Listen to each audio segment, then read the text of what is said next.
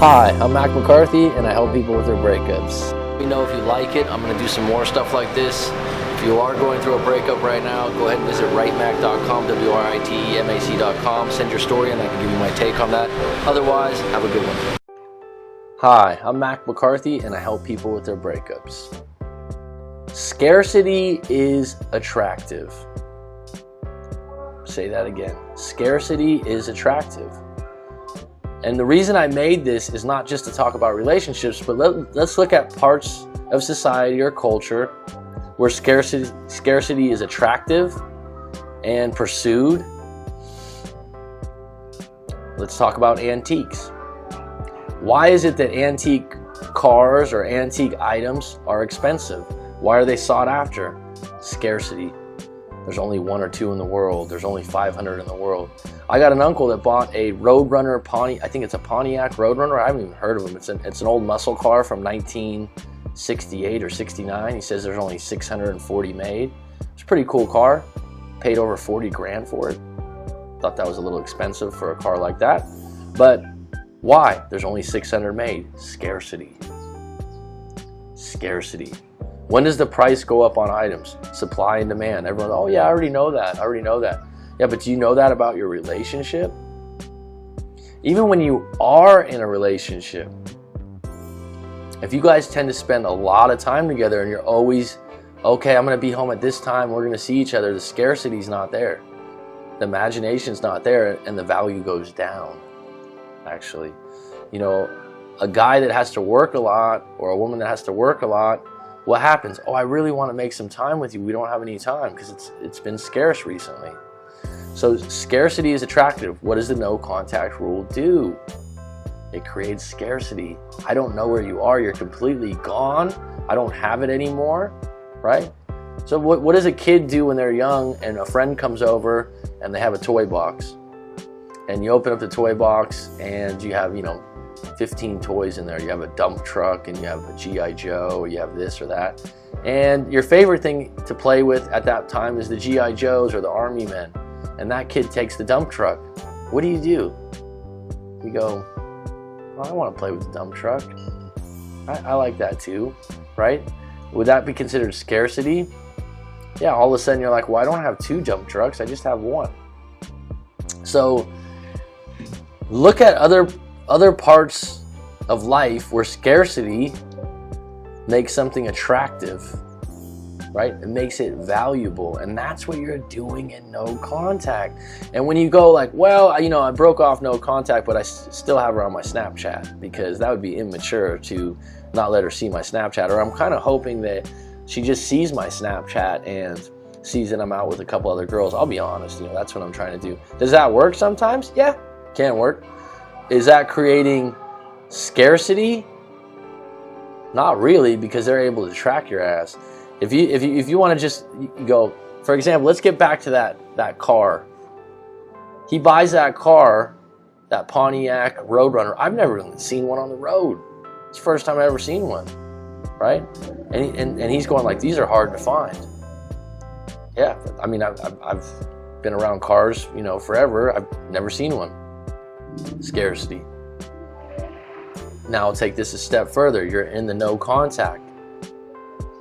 And in your experience, no contact worked in the past or didn't work, or you have a friend or family member that's telling you it worked for them or it didn't work for them. You're going to my channel, you're getting my take that's saying, do it for you. And if she comes back, it's a bonus. Work on yourself, move on, and go in no contact for you, not her, not because you're hopeful and wishful she'll miss you. So that's my approach. But when you go all in on no contact, no social media, no chatting, no responding to texts, right? You can respond to text. I'm not telling you can't, but you cannot initiate contact or react to indirect contact on Snap Stories and Facebook. That's how I'm going to put that. If she contacts you directly, then you can make that decision on your own. But scarcity is being gone. I wonder where he is. You're flipping the tables.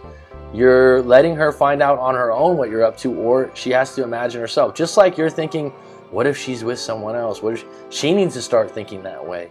But if you keep calling her up, and people always fucking do this, I just want to tell her, you know, I care and love about her, and if she ever wants to come back, I'll be here waiting. Well, that's nice of you. That leaves her an escape route if it doesn't work out with the next guy. That's nice of you. That's just like, oh, I'll just keep this little option to the side because it's always there. Why not keep fishing and just keep that fish in the bucket, right? But you want to say, you want to jump out of the bucket and go, yep, no, I'm not, you know, I'm not a fish on the line right now. You can't just have me anytime you want me. And I'm a strong, independent, confident individual that could do just fine on my own and meet someone else. You don't have to say that. You have to fucking feel it. And doing that is no contact. Every time you keep contacting them and they make one comment. I just talked to a guy a couple of days ago in a live coaching session, and he's like, yeah, man, she just guilt trips me, and she had my promise ring, and she told me she was going to throw it in the lake, and for me to meet her at this pond or this lake. Then I pull up to the car, and she throws a penny in the lake, and he's laughing about it, telling me it, and he's like, it's just ridiculous, you know? And then she comes up to the car, and she tells me, actually, I still have the promise ring, and then she sends a snap story out that I'm an idiot, and I'm like, why did you go meet her, and why are you looking at her Snapchat stories? And he's like, well, I mean, I don't want to just, you know, not talk to her. I'm like, what do you feel guilty about? Well, she makes me feel guilty. Is that serving you? Why are you apologizing for shit you didn't do wrong? You're already broken up, right? I mean, what out of your conversations are coming to be something useful and good for your future? Nothing. She's just pulling you in and keeping you on the hook, right? So scarcity is attractive. Come back to that. Come back to that and take it a step further. Have you ever went to a cafe or a restaurant, or you were in school and there was a girl you had a crush on, or for the women out there, a guy you had a crush on, but you never really pursued it. The stars didn't line up, the timing was wrong, but you always kind of had a crush on that person, you know? And then all of a sudden they quit school, or they didn't work at that cafe anymore, and all of a sudden you're like, wow, I really should have took a shot at that. I wish I met her now. I remember there was a girl for me, she worked at a Pete's Coffee, which is like a Starbucks, if you don't know Pete's Coffee in California. And she was cute. And you could just tell we had some kind of connection, just the eye contact we made and the way she acted. And my girlfriend at the time could see it. And I wasn't over flirting. It's just sometimes you're just connected. You're just, two people are attracted to each other. And if you want to know, it's usually eye contact first and a grin. You know, I don't know. It's like a light smile in the eyes. And like I said, even my girlfriend at the time was like, gosh, the way she just looked at you, you know? And I had a girlfriend at the time, didn't really play on it. Kind of was like, oh, that was nice, you know, good looking chick. And 6 months later, or 7 months later, whatever it is, I got my time frames wrong, but I had broken up with my ex, or the girlfriend that was the girlfriend at that time. And I'm in line at a Starbucks, and that girl's behind me in line, and I'm fresh out of a breakup, and I'm just like, and she's like, oh, hi, da, da, da. You know, she initiated the chat, and I'm like, oh, you don't work at the coffee shop? No, I don't work there anymore. And I'm like, all right. And in my head, I'm like, oh, should ask her out. I should, you know, get her number, and we get in line, and she walks away, and it was just a kind of a weak move. And then you think, oh, I'm going to see her again or something like that. No, you're not. Probably not. But you know what's attractive about that? I hadn't seen her in like 6 months, and I still was like, oh God, I remember you. Okay, so scarcity is like, and I know some of you are shaking your head, yeah, that you've had that happen before, where someone just, it's not necessarily a boyfriend or a girlfriend, it's someone that was in your sphere of influence or within some place you went to regularly, and all of a sudden they were gone. You're like, oh shit. I remember there was another girl I worked with, and this was when I was 22 or 23. I lived in San Diego at the time, working in a big department store, and she was really cute, right? And I had a long distance relationship, and I thought she was sweet and kind to me, but she had a boyfriend at the time. I thought she was just a little flirty and stuff. And I moved away, and I was on my drive home back to San Francisco, and she called me up and she's like, you left? You really moved away? I didn't think you were really moving.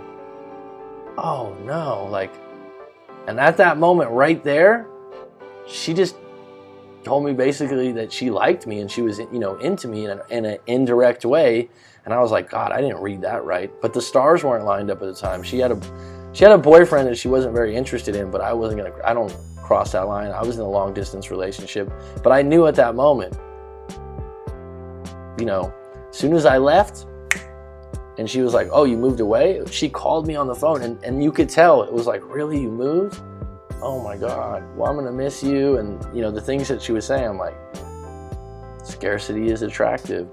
Or, to take it a step further, not just scarcity is attractive, but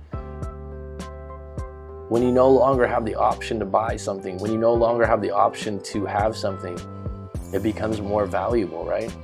It's like, I want that, I'll buy it next week, I'll buy it next week. You go back to that shop, it's gone. Now I want it more.